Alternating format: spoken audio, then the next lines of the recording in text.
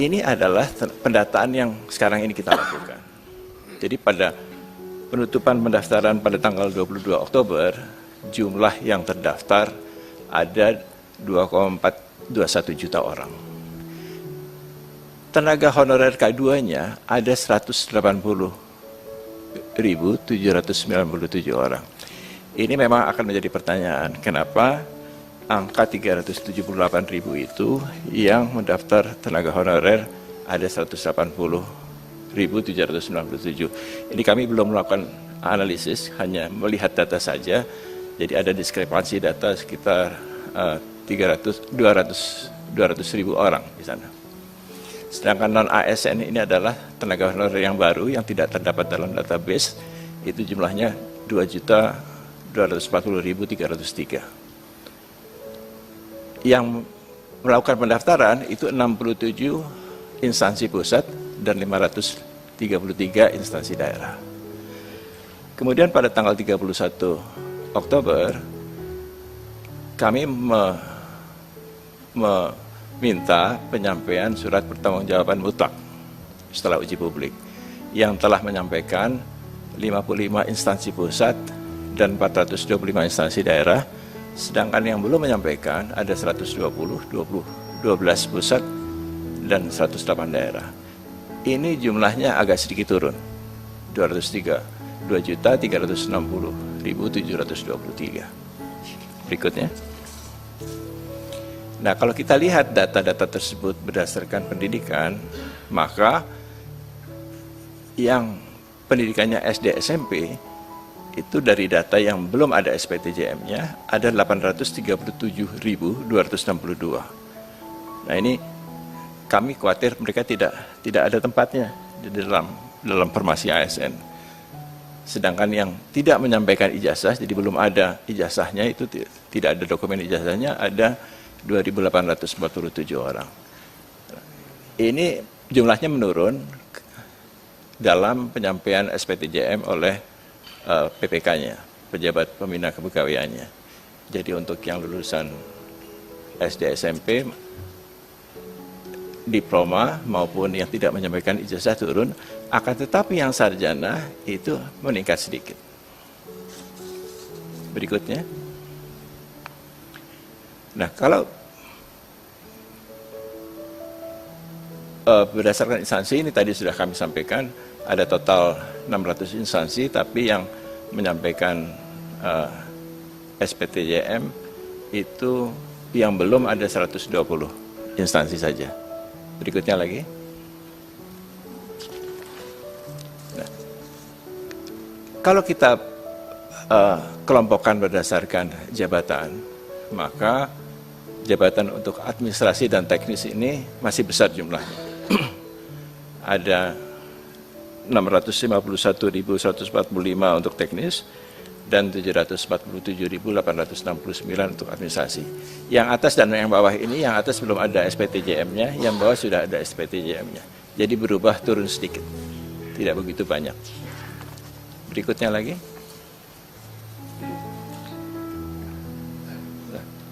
Kalau kita lihat dari breakdown berdasarkan tenaga honorer K2 dan non-ASN, maka untuk pendidik itu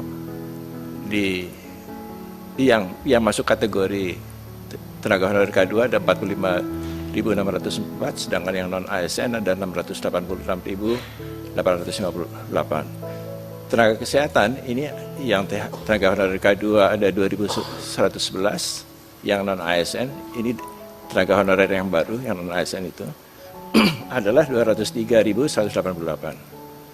Untuk penyuluh, ini berbagai penyuluh, ada 2.429 untuk tenaga honorer dan 72.003 untuk non-ASN. Sedangkan teknis administrasi ini masih paling besar jumlahnya. Teknis 57.733 dan administrasi 72.251 dari tenaga honorer, dan untuk non-ASN 552.722 dan 665.824. Jadi ini jumlah yang besar untuk tenaga teknis dan administrasi. Berikutnya lagi. Nah, ini kalau kita lihat dari pendidikan dan jabatan, yang berpendidikan SLTA ke bawah itu masih besar. Sedangkan dari jabatan, administrasi, dan teknisnya itu mencapai 57%. Berikutnya. Nah, dari yang mendaftar, 10 instansi pusat dengan jumlah terbanyak itu yang paling banyak Kementerian Agama. Memang Kementerian Agama ini jumlah ASN-nya paling banyak di Indonesia. Jadi ada sekitar 230.000 ya, kalau tidak salah totalnya. Dan ini ada tambahan, mereka menginginkan 133.000 lagi. Jadi kalau ini tampung semua, itu jumlahnya akan menjadi 360.000. Nah, ini 10 yang terbanyak, Bawaslu nomor 10, 7.729.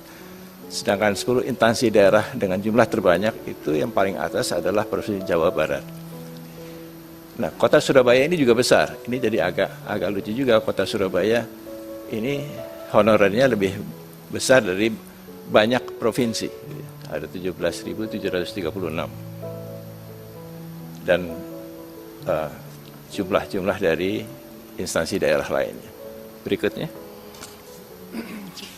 Ini pengelompokan yang berbeda, kita bisa melihat berapa jumlah perawat, bidan, asisten tenaga kesehatan, dokter, nutrisionis untuk tenaga kesehatan, untuk tenaga pendidik ada guru dan dosen, penyuluh juga banyak sekali, penyuluh agama, penyuluh pertanian, penyuluh KB, penyuluh kehutanan, untuk tenaga teknis ini ada tenaga pengelola, satuan pengamanan, ini satpam ini masuk ke dalam tenaga teknis, tenaga kebersihan, ini juga masuk ke dalam kelompok teknis, dan tenaga administrasi, ini baik administrasi umum, pendamping klien, operator sekolah, operator SIAK, dan operator dapodik. Berikutnya. Nah, ini pengelompokan berdasarkan masa kerja. Jadi tenaga honorer non-ASN yang masa kerjanya di atas 11 tahun itu besar sekali. Ini sedikit agak mencurigakan karena dengan masa kerja seperti itu mereka seharusnya masuk dalam kategori tenaga honorer K2. Tapi masih banyak ternyata yang bekerja di atas 11 tahun itu yang masih non tenaga honorer K2, jadi tenaga non ASN sekarang ini. Jadi saya tidak tahu ini angka dari mana sebetulnya, karena kalau itu dengan masa kerja seperti itu, mestinya mereka masuk tenaga honorer K2 dulu gitu. Nah, ini mungkin perlu kita validasi lebih lanjut, kenapa angkanya menjadi sebesar itu. Nah, kemudian dari sisi gajinya, ini gajinya juga agak aneh juga. Ada yang di atas 10 juta, banyak juga itu yang gaji non-ASN di atas 10 juta. Ada 5.943, tapi ada juga yang tidak punya gaji sama sekali, kosong. Jadi ini juga agak mengherankan kenapa mereka bekerja sebagai non-ASN tapi tidak bergaji sama sekali. Itu ada 261.023 orang. Mungkin mereka tidak dibayarkan dari APBD sehingga tidak ada bukti untuk membayar gajinya. Nah, biasanya dibayarkan dari saweran SPPD atau dana taktis dan lain-lain yang tidak bisa dipertanggungjawabkan pengeluarannya, sehingga tidak ada kwitansinya. Berikutnya, ini tadi mungkin sudah saya lewatkan saja. Berikutnya lagi. Oh, mungkin sebelum itu gambar yang itu tadi, sebelumnya lagi. Sebelum ini. Nah, ini ada yang diusulkan yang tidak sesuai dengan kriteria dari surat Menpan. Jadi ada yang masa kerjanya di bawah 1 tahun, itu tidak termasuk dalam kriteria itu. Itu ada 8.159. Kemudian juga ada yang usianya di atas 56 tahun, itu juga tidak termasuk dalam kriteria surat. Itu ada 1.599 orang.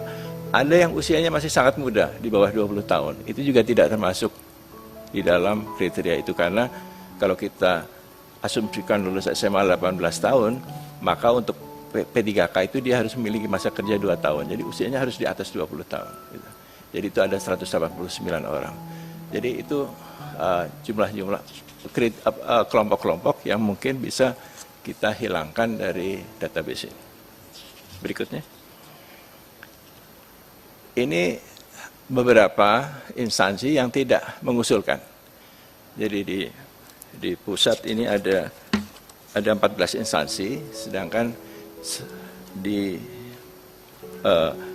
Papua, bukan di Papua Barat, di Papua 4 provinsi, sekarang menjadi 4 provinsi, waktu itu hanya 1 provinsi, itu tidak mengusulkan karena tenaga honorernya sudah mendapatkan formasi P3K secara khusus tahun lalu. Jadi sekarang ini sedang tes mereka, dan karena mereka sudah ikut tes semua, maka tidak memiliki lagi tenaga honorer. Berikutnya, yang terakhir. Nah, dari data itu kami melihat banyak data yang belum sepenuhnya menggambarkan data sebenarnya. Banyak yang mungkin merekayasa data itu.